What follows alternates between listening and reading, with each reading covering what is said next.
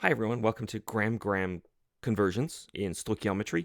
What have we done so far? We have learned how to change moles of one thing into moles of another, and we use the coefficients in the balanced chemical equation. We've learned how to change moles of one thing into grams of the same thing using the molar mass. So we've got molar mass of whatever element X is over here, or compound X, and here we've got our balanced chemical coefficients. So whatever is in front of X, right, versus whatever is in front of Y. And the question is, how do we go from grams of X to grams of Y? So that's the biggie. So if you ask yourselves, how many grams do I get out from so many grams I put in? That's almost always the kind of problem we want to try our hands at.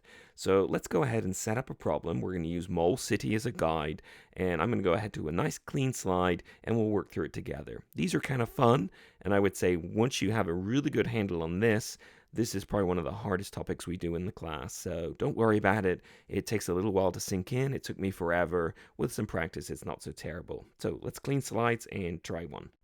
All right, so we're back to our old friend propane. So the burning of propane, so that is C3H8. And when we burn propane, it takes oxygen out of the air and it produces carbon dioxide and it produces water. And I suppose, right, we should probably write state symbols for these equations. I don't think it's going to really affect anything here. The water could come out at the end of the day as liquid. The CO2 is almost certainly going to be a gas. The oxygen's a gas, and the propane is a gas. Under pressure, though, it's a liquid. And that kind of made that look very ugly and untidy, but what we're doing here is not really going to be affected by the state symbols at all. Now, here is a problem. So the problem we might have here, or the question we might have here, is say, how many grams of CO2 do we make from burning, say, a pound of C3H8? All right, so we got to set up our mole city again. So on the bottom, we've got grams, and underneath we've got moles, and there's a barrier, so we can't go from grams of one thing to grams of another. But where are we starting here? We're starting with the 454 grams of C3H8, and we can't go directly through the wall to grams of carbon dioxide. So we got to go up and around mole city. So how do we do this? So we can always go up, and we can go from grams of one thing to moles of the same thing using the molar mass. Then we can zip on over in step 2 to find the number of moles of CO2 using the coefficients. And then we can zip down in step 3 to find the number of grams of CO2 using the molar mass. So we've got 1, 2, 3 different problems here. So I will just try and write on there. Oh, let's see if I can fit them on there. So we need the molar mass of C3H8 here. Here we need the coefficients in the balanced equation. And here we need, in step 3, the molar mass of carbon dioxide. So I suppose we can do each one of those 3 steps now. So to find the molar mass of C3H8, we just break it down and say, what is it made of? Well, it's made of 3 C's and 8 H's, so carbon. So you don't have to memorize these atomic masses, but what you might find is that when you do this enough, you just simply kind of commit these to memory. So let's see, what does that give us? I make it 44.09 grams per mole. And let's see, step 2, those are the coefficients. So we just point, we can say 1 mole of C3H8 produces 3 times as many moles of CO2, right? It's just a ratio. And then step 3, we got another molar mass. So CO2, oh, that's a pretty small molecule, right? You got a C and you got a couple of O's. So the C is 12O1 and the oxygens are 16.00. So that is 44.01 grams for every mole of CO2. So now we're ready to do this, right? So we can do this in one foul swoop. Are you ready for this? So we can start off with what we know. We have 454 grams of C3H8. And let's train track this one. We're going to do 3 conversions here. So we're going to convert grams into moles. So we know there are 44.09 grams of C3H8. So I'm going to be very careful to write those units in because I have grams of 2 different things in this problem. So I can't just cancel grams of C3H8 with grams of CO2. If I could, then I could kind of skip through the brick wall and go right to the answer, but I'm not allowed to do that. So there I've got moles of C3H8 surviving at the end of this step. So the next step is to do that 1 to 3 conversion. So I know the coefficients. There's 1 in front of the C3H8, and there's a 3 in front of the CO2. So that's that 1 to 3 ratio, and I can cancel as I go through it. And then the very last thing, right, is I need to find the molar mass of CO2 and plug it in. So I find that 1 mole of CO2, notice it goes on the bottom, is equal to 44.01 grams of CO2. That's kind of interesting. They have almost the same molar masses, don't they? And bingo. So at this point here, I can plug and chug. And at the end of the day, I get to 3 significant figures. So it comes out to be like 1359.5. I get 1,360 grams of carbon dioxide to 3 significant figures. So that last 6 there is the last significant figure. So that's a pretty terrific problem. So break it down into little steps. And it's kind of like driving a car. It seems really scary the first time you do it, but after you do it over and over, it's just repetitive. You kind of internalize the motions, and you really don't have to think about it anymore. So I'm going to give you one more practice problem for you to try. If you're happy with this, skip on to the next video. But if not, meet me on the next slide, and we'll go through another one together. All right, thanks. All right, welcome to the next problem. So this is a bit of a humdinger, actually.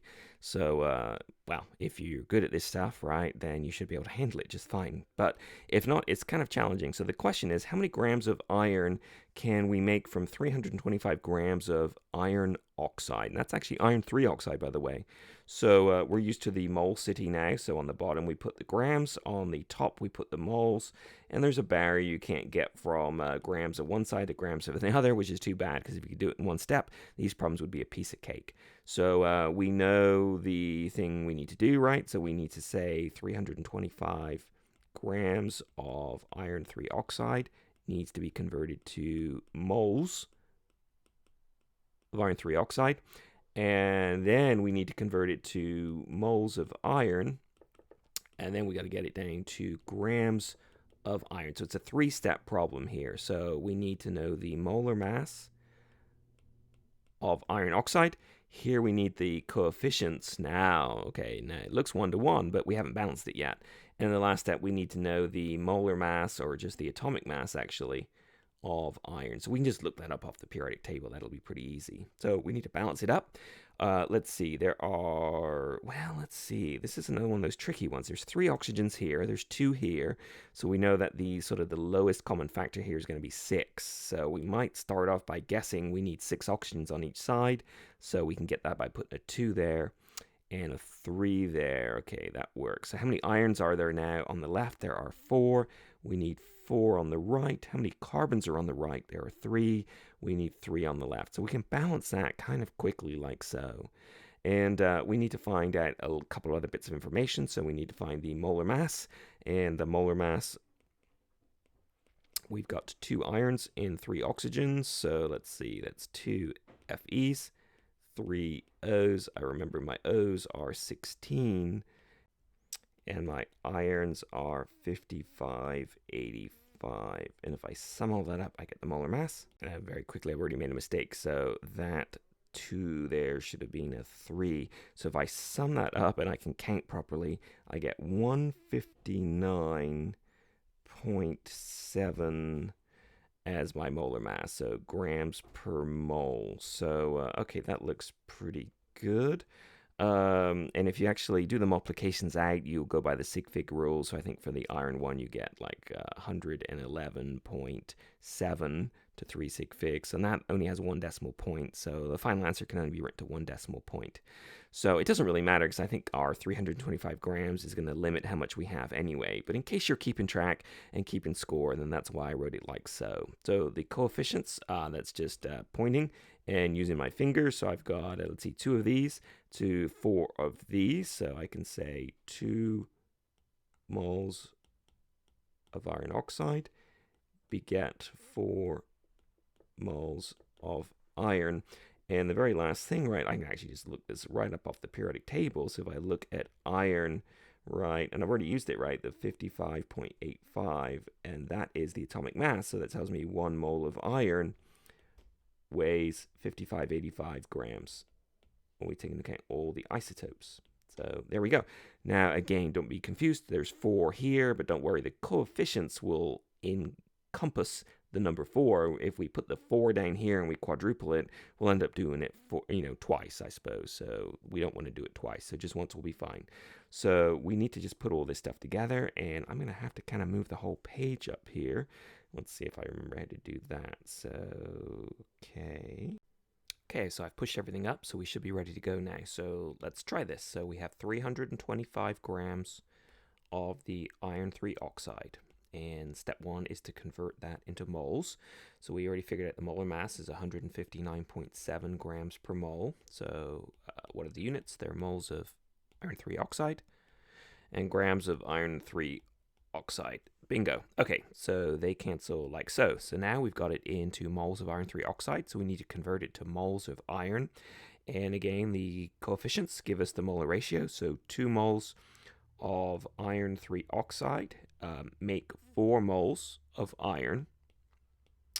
And that's step 2. And step 3 is how heavy is the iron. So the iron has an atomic weight of 5585. So 5585 grams of iron per 1 mole. And again, if we cancel out our units, so moles of iron oxide cancel, moles of iron cancel. And so we're just left with grams of iron at the end of the day. So all we got to do is kind of plug this in on our calculator. Significant figures, this has 3 and this has 4. This is exact, and both of these are exact, and this is 4. So, okay, so it looks like 3 is as many digits as we can write. So let me pop this in my calculator. And with rounding, we should get 227, sorry for the different color, grams of iron. So that is it. So if you got that, congratulations, you're awesome. If not, start again, see if you can come up with it. All right, very good.